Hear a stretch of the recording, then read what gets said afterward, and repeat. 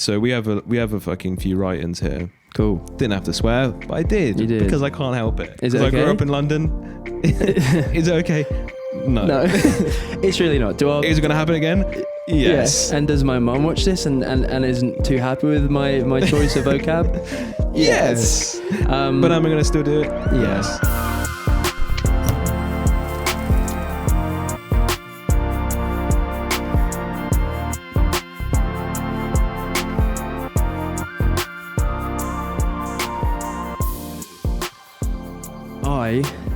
I have a new follower on Strava. I'm sorry, people follow each other on your running app. Yeah, so I mean, it's not obviously for that purpose, but it's funny to me how it is it's almost like a social media platform. So instead of posting your thoughts, you post your activity. But it's still, you get followers. I hate it already. It's the same principle of, well, it's not really. It's not like, I don't think anyone cares about how many followers they have on it. I feel like that would be ridiculous if you're like, I've only got 15 followers on Strava. Like, I need more people to see me running and doing cycling and stuff. But people get to see your activity. They get to see how fit you've been, how proactive you've been. They get to see it all. And how many followers do you have on there? As of now, I think I have 18.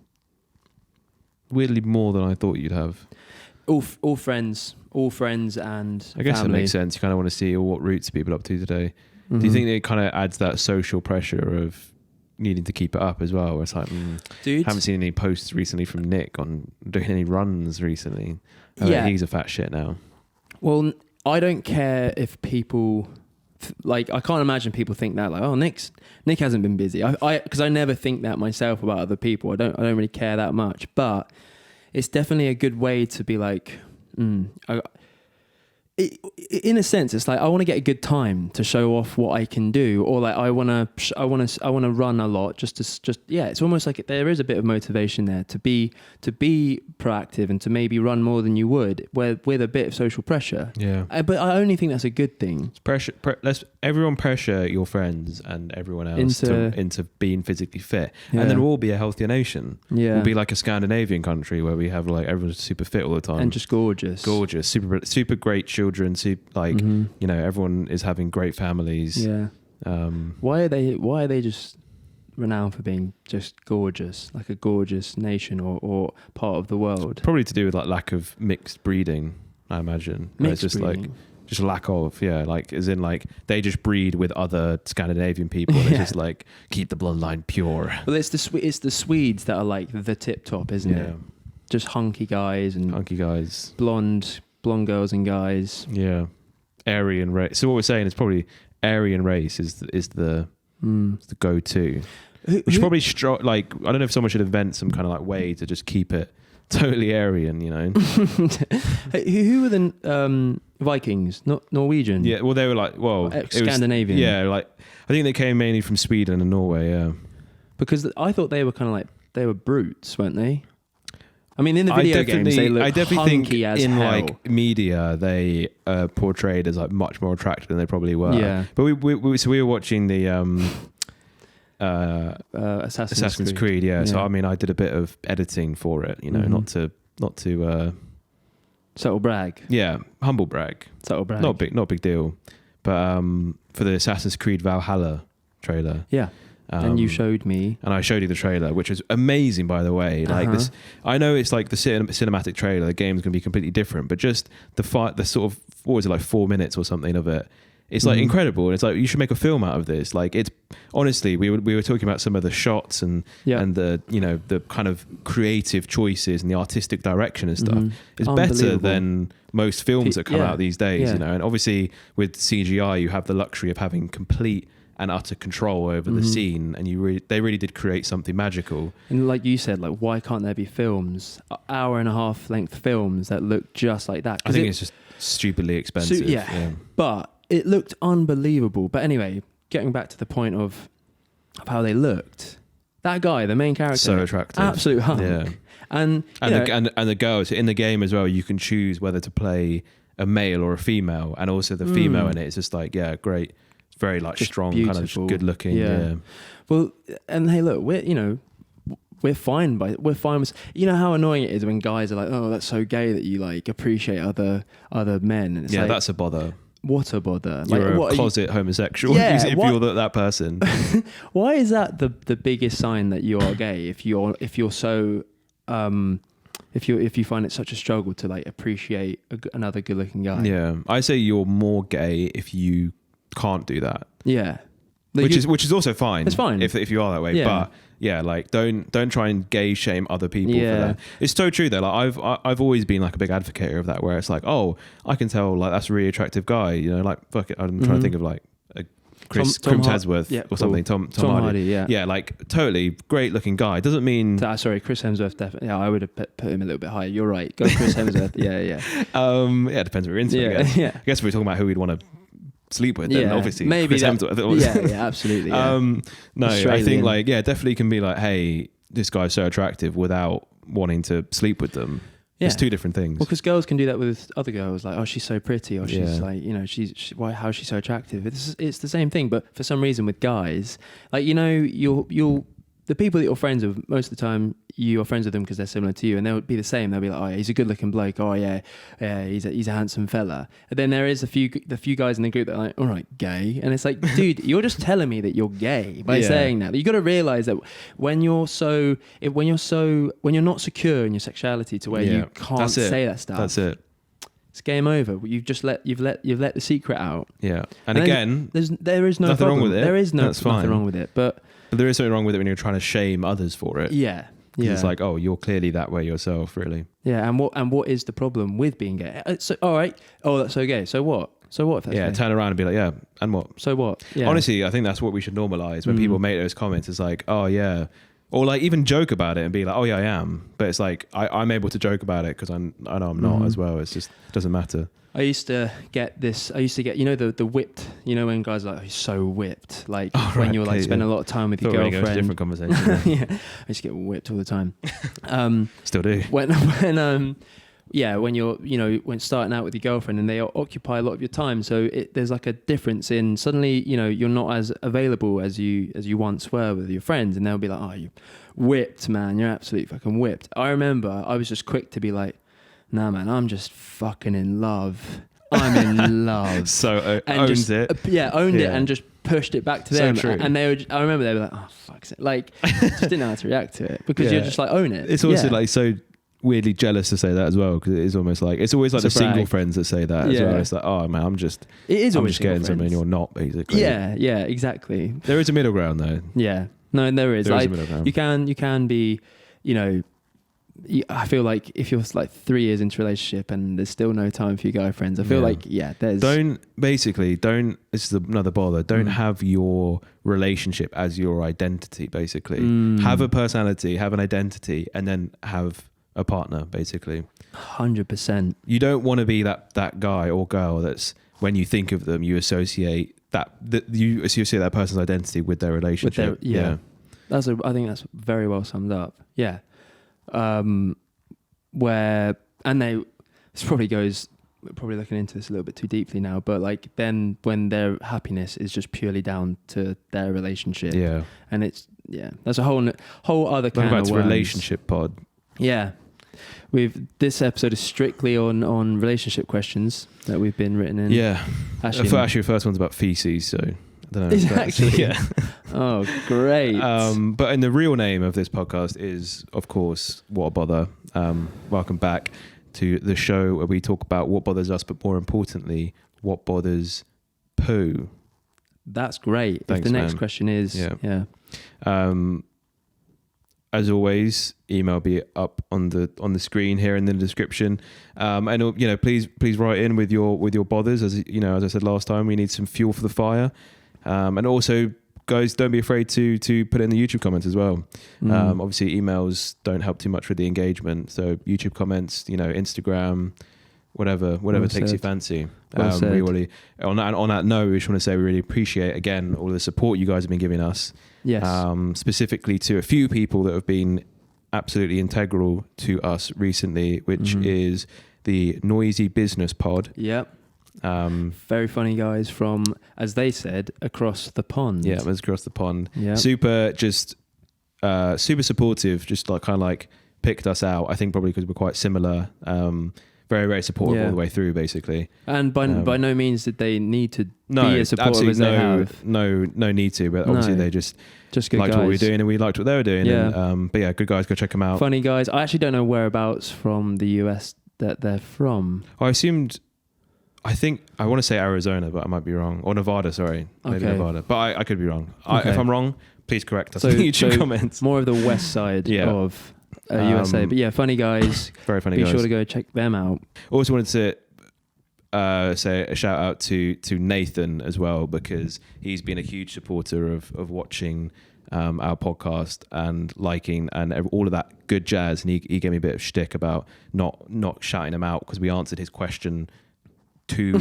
episodes ago. Yeah, the question about the fair enough guy, and he so I good shout out to him. Shout out to Nath at Chewy, the CHEWE on Instagram. Say that again. I kind of talked over you, please. So go ahead. Shout out to Nathan. No, the at. Oh, sorry, at Chewy, CHEWE. Cool. Also, incredible that you got that as an Instagram handle. That's impressive. With no underscores or anything. Yeah. Funny guy, got great chef / some funny shit posting. So great content. Wicked. Yeah. Cool. Awesome. We'll cut that out afterwards. Okay. Yeah. I'll just say, what I'll do is I'll just send that to him to make him feel better. Yeah. And then we'll just cut it out the actual podcast. And send it to the Noisy Business Pod as well, and just to humour them. Yeah, we don't want to like fluff up the episode with all that shit. No. We'll just make it look. But make sure, just remember to cut this out afterwards. I will, because it will look so bad if you don't. It's 11 minutes in, 100%. I'm on it. Cool, I'm on it, dude. I won't let you down. Thanks. No worries. So on to the next. Oh wait, and what's your name? My name? Yeah. Oh, I have a totally normal name. What is it? Philippe. Philippe what? Philippe Marcunes. Wow, it's really exotic. Yeah. And something I've never heard before. Yeah, I know I sounded like super unsure when I said it, but it's the pronunciation. Like you have to pronounce it as if you're unsure of what it is, you know. So do it again. Marth. You can't remember. What I said. Oh. I'm Tam. And I'm Nathan. No, you're Nick, man. I'm Nick. Sorry, yeah. Welcome back. So we have a fucking few write-ins here. Cool. Didn't have to swear, but I did. You did. Because I can't help it. Is it okay? I grew up in London. Is it okay? No. It's really not. Is it going to happen again? Yes. Yeah. And does my mum watch this and isn't too happy with my choice of vocab?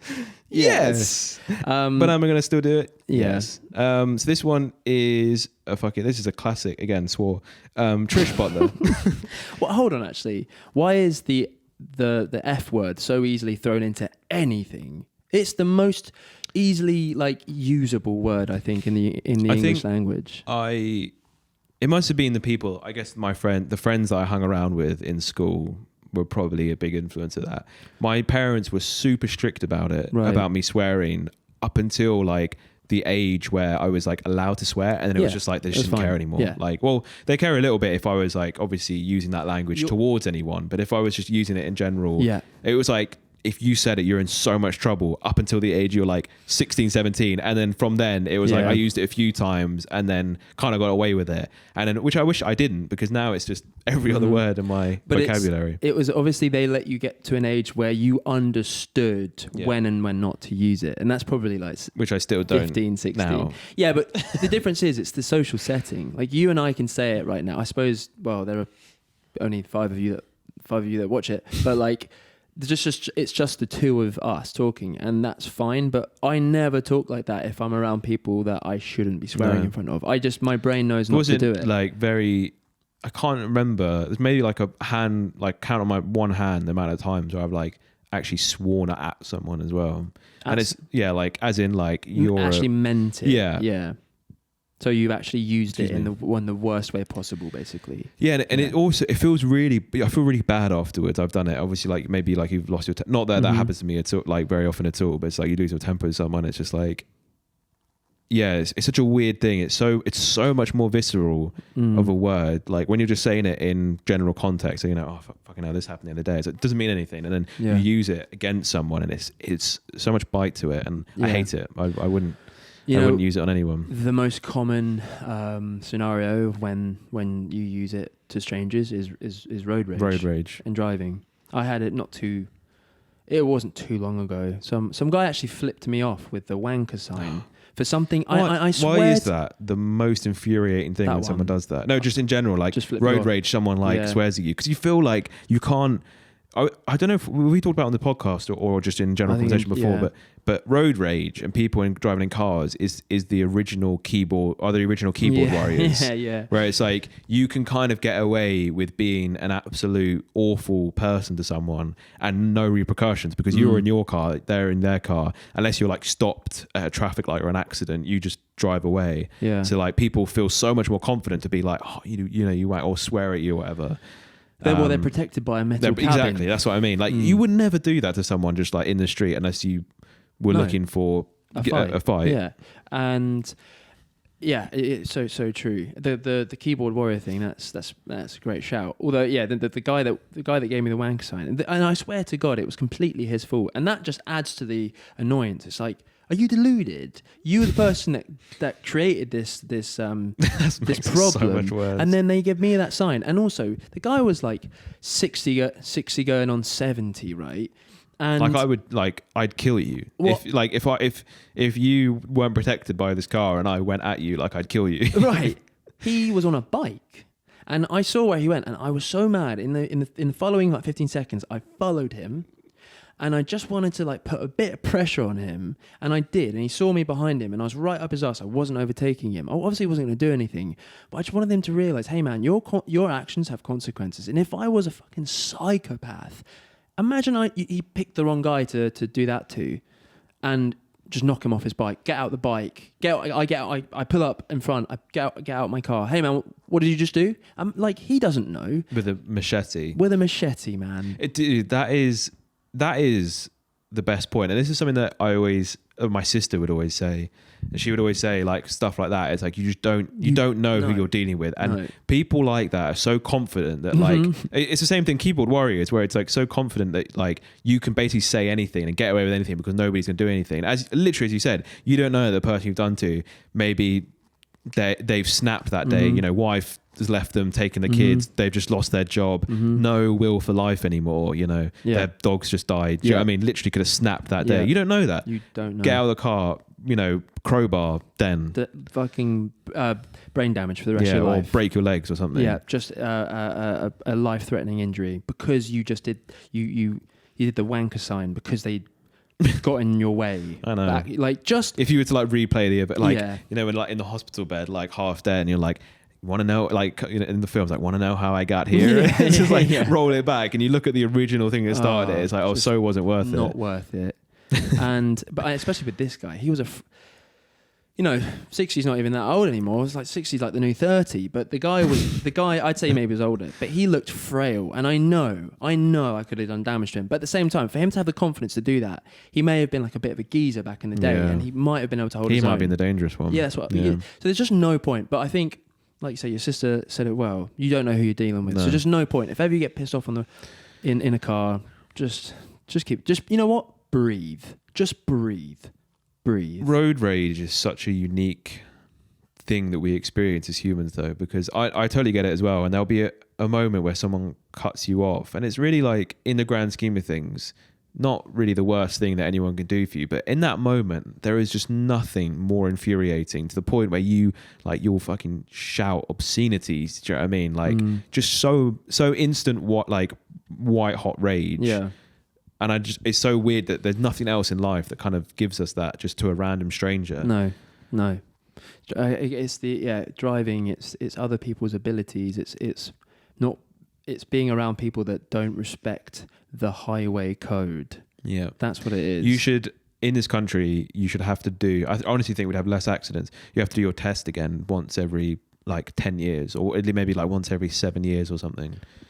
As annoying as that would be, I would be annoyed because it would be coming up for us soon. But it would keep the road safer. But I actually do think that that's a good idea. Maybe more when you get into your senior years. Yeah. I think that because... But you say that though, but I see like these 40-year-old people, not going to specify any any genders or races here, but you just see some people on the road who do look fairly young, and you're just like, can't drive to save your life. No. Even like young people, like our age as well, also just like some of them are such terrible drivers. But they've had to go through, they've passed their test. Well, if they're driving That's what I mean. But then again, like you said, the seniors, where it's like, I passed my driving test 48 years ago. 48 years ago. And like, I don't know what's going on anymore. Yeah, when all I had to do was drive around a roundabout and do a reverse in the bay maneuver. That's all you had to do. All I had to do was wind up the engine to get it started. So disrespectful. But anyway, obviously this is What a Bother, where we talk about what bothers you guys. And we have a bother here from Trish. Don't even remember Trish. We had a bother from them a few weeks ago. Trish. I remember Trish, but do the audience remember Trish? Guys, comment yes if you remember Trish. Go on, chuck some. Like, comment, and subscribe if you remember Trish.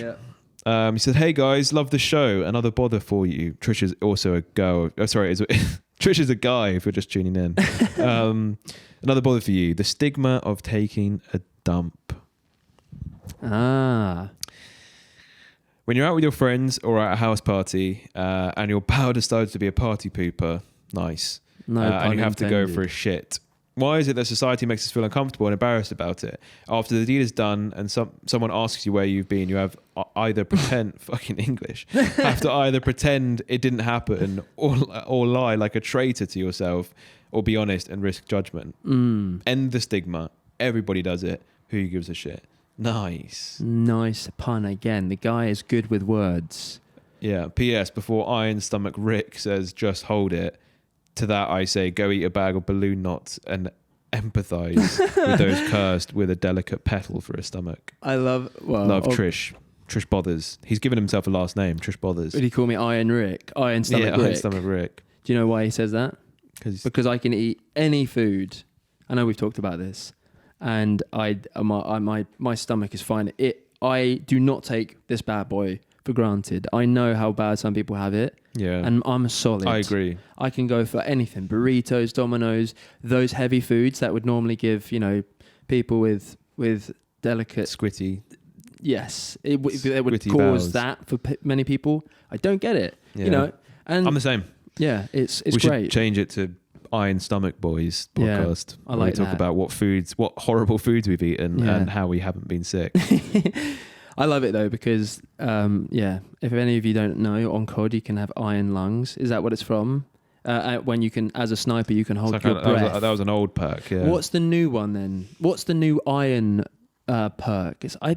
No, you still have iron lungs where you hold your breath. It's on multiplayer. Wait, no, it's not anymore. No. So you have. Sorry, back to COD chat. Yeah, let's not. You have. I think it's a perk on the gun now. You have focus or something, whatever it's called. But back in the day, you had iron lungs. You could hold your breath for a long period of time. I remember that classic COD perk. So iron stomach, baby. Anyway, sorry. No, I'm honestly the same. Like I'll be very regular, and I will eat a lot of. I think I've said this before, but there's been one time as well where I've eaten exactly the same thing as another person, and that other person got food poisoning, and I just was fine. So unless it was like food poisoning on that one bit of whatever they've eaten, I just generally doesn't affect me in that way. That's like steel stomach. Man. Yeah, that is stomach. Awesome. And now I've said this, I'm going to have horrendous food poisoning because that is my life. Welcome back to karma. But on that note though, I know people that have to genuinely consider what they eat before. Say if they're going on a road trip, they're taking a flight. I'm sorry. They will not eat certain foods. I don't have that problem. I'm sorry if you are that person. I really do feel for you. And I know that I'm bragging right now, but genuinely, I'm fine with that stuff. I don't need to worry. Well, I assume you are as well. Yeah. So when you get to the airport, I have the pick of the litter. I can go wherever I want to eat whatever I want. Would you rather? Yeah. Every time you eat, you get horrendous runs. Gross. Or no taste. So you can't taste any of the foods, but you're perfectly regular the whole time. Do I get the nutritional benefit of have really healthy food? Yeah. Or is it... So it's just the taste? Yeah. 100% the taste. Really? Yeah. Wait, can I still smell? Not the food, but just smell in general, because your taste. Yeah, sure. Let's say in this fictional universe, you can still smell, but you just can't taste any food. Life would be, honestly, I think I would probably be quite depressed because food is such an important part of all of our lives. It really is. You spend a big part of the day Mhm. eating, and part of the enjoyment is eating. I think you'd probably like throw up if you couldn't taste. If you're just chewing stuff, you'd probably like feel sick. Like, what the hell am I eating? Yeah. Although I would go with that one because I would just, if there's no desire to have like great tasting Domino's pizza, you're not going to want to have True. it. So you'd be so let's healthy. say, let's say once a day then, not every time you eat, but once a day you'll have horrendous bowels. For just with, can I choose the food that's going to give me that problem? No. So it's a risk. Yeah. Could be Oh, breakfast, lunch, or man. dinner. Okay, I just always make sure that I'm like in my house. I do it. How soon are the? I would create a job for myself where I basically work from home 24/7. I'd just get up super early, have breakfast at 6 a.m. and wouldn't have to leave for another 2 hours. Yeah, so I just do that. Yeah. It's got to be the taste, man. Imagine the other one. What, not tasting food? No, sorry. As in, oh, sorry.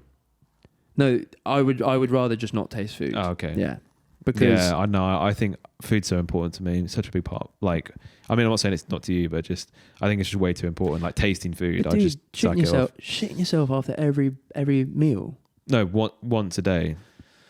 Okay, then that one. Yeah. That's different. Yeah, I'd always make sure I was in the house when I ate breakfast. That's a reality for some people as well. It is. They don't get to choose that. No.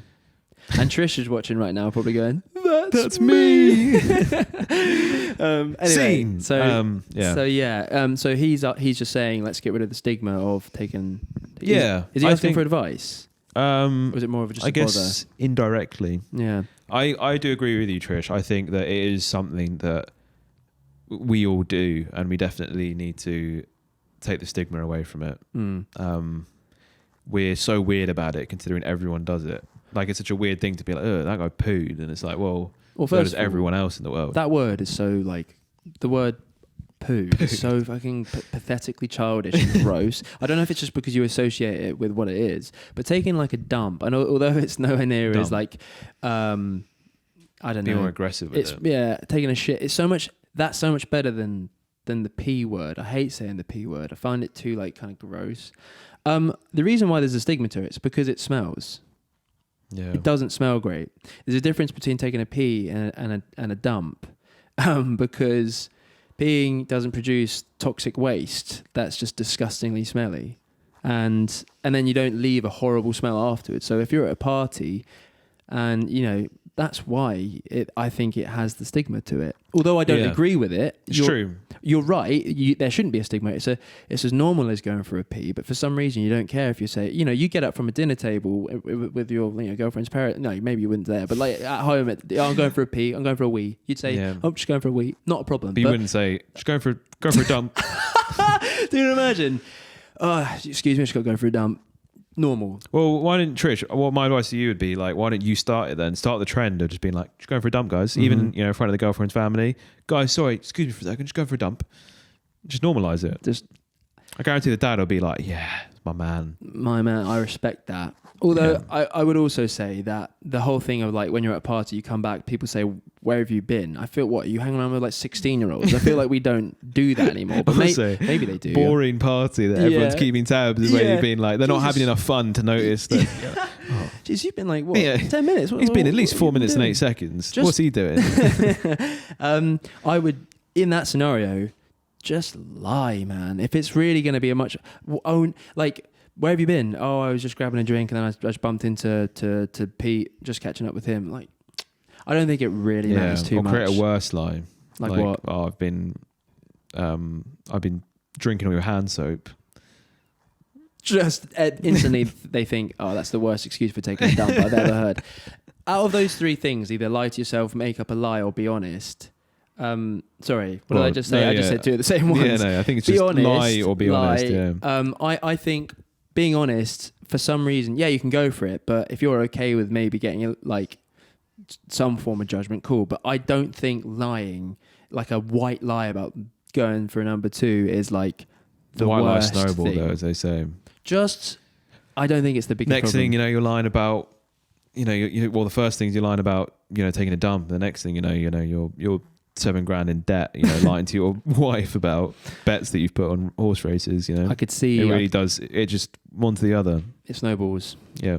I can see that. I think you be honest. I think you need to normalize it. I think you be honest, and also I think people would appreciate the confidence that you go in with it as well. I think people will like respect you in a slightly higher way if they're like, oh well, that guy doesn't give a shit. True. And no pun intended. I agree. I'd love it if it was fine, because I don't think it's right. I would say we make it fine by doing it. Well, Trish by himself, if he's the only person doing it, I don't think much is going to work. So bless him if he. But yeah, it also depends who you're with. If you're with your mates, they're not going to care. If you just came back and said just took a big dump, no one cares. But I guess it's like around your girlfriend's friends where you can't be like, hey, where have you been? Took a dump. Massive dump. Yeah. Stinks. Just awful. Like I don't think it's, for now, I don't think lying about it is the worst issue. Although I agree. Somehow if we can come together. Well, this is why we have this podcast. This is why we talk about these really important issues to our society. And it's a PSA. Guys, talk about it. Talk about your dumps, you know. Everyone keeps going on about, you know, talking about mental health and stuff like that. No, talk about your dumps, guys. Yeah. Also, Trish, maybe look at like getting the York test. You know what the York test is? Is that like an intolerance test? Yeah. So you just know what food you shouldn't be eating. I keep getting adverts for that on my Instagram of like, have you tried your intolerance test? Like, really? What do you know about me? It knows that you just shit all the time. But I don't. That's the thing. So it's like, what do you know about me that I don't know? It's like, it's almost like, are you intolerant to something you don't know about? It's like, what do you like? Am I? Like, what do you know? The phone has like fingerprint like receptors, so it like picks up on oils that come through your hand, and it just reads that your body's not well. It absorbs your pheromones whilst you're sleeping. Oh, I can tell that you're a little bit lactose intolerant. Creepy. But I will say, if Trish, if you haven't already done the York test, maybe give it a go, because then you can find out if you're struggling with certain foods. You know what I mean? That might help. That's really good advice, actually. And you know what? That's why people come here. It's great. Cool. But yeah, I guess thanks for joining us again this week. We talk about the most important topical issues here on What a Bother. Again, if you want to be like Trish and send in your issues, feces related or non-feces related, send us in at wabpod@gmail.com. That's wabpod@gmail.com. It'll be on the screen, it'll be in the description. There's no excuses. I'm sick and tired of people asking me where to send stuff in. I've said it like 100 times now. Send it in. Yep. Cool. Yeah. Where do you want to end up? In the city or in the country? When I die, before I die? No, let's say like retirement. Oh, that's a good question. I mean, I am definitely more of a city boy. I think I enjoy the hustle and bustle. I enjoy the choice of a city. You know, restaurants, stuff to do. Country seems boring to me. All right. We're not talking like haystacks and like tumbleweeds flying around in the fields. I'm talking. You know, there is some civilization like 5 minutes away, but your house is maybe You're going to say country for sure. I honestly don't know at the moment. I'd say if there was a mix, like a beach city, that's what I'd like. Like Santa Redundant question. Like Santa Monica. You have to choose. That's the point of the question. I don't know. I came from a country sort of place, and I've come now to a city. I came from a country. My heart would probably say country. Okay. But my brain would probably say it. For that, you know what? No, for that part of my life when I'm retired, country. Yeah. Done. Cool. All right, dude. Would you rather have a huge house? Got that already? Have a huge house, but you live in a racist neighborhood. So like but they're not racist towards you. There's racist towards a nondescript race. But your house is amazing. It's like mansion level grand. What do they do in front? They have meetups and stuff at night. So it's like the KKK. Yeah, like almost like clan level. Terrible. And they keep like, they don't pressure you to be in it, but like they kind of keep like messaging you and like knocking on your door being like, hey, do you want to come to it tonight, like every weekend? Are you coming to the thing tonight? The other one already. The other one. Or like a tiny, you know, those like flats you see in like Japanese documentaries of like the guys that literally live like get out of bed and then it's just like that's it. There's just the tiny studio apartments. They're laying that when they go to bed they're laying on the toilet. Essentially, yeah, like those ones. But they love it. But like obviously that's your other option. Where am I based? Fucking Tokyo. Oh man, do I know people? All right, wherever you want then, by the country. Stacked in like literally a foot by foot. Yeah. No, there's no way. I wouldn't be able to lay down. 6 foot by 6 foot. I literally wouldn't be able to lay down if I didn't have my... Maybe like 8 foot by 8 foot or something. Awful. Yeah. I just wouldn't... Nah, you know what? No, it's got to be that one. I imagine being like pretty much forced to join like a white supremacy. No, this is them talking. Nobody said forced. No, we're not forcing. We're just offering you every weekend to come. You just have to wear this. And oh my god, no chance. What about you? What would you do? Yeah, probably the small, the small flat. Yeah, actually, that's just like living in London anyway.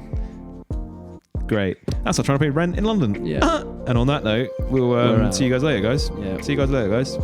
See you guys later, guys. That's my motto. Enjoy. Have a good week, and cheers, wish you well, and keep safe and look after each other. Peace.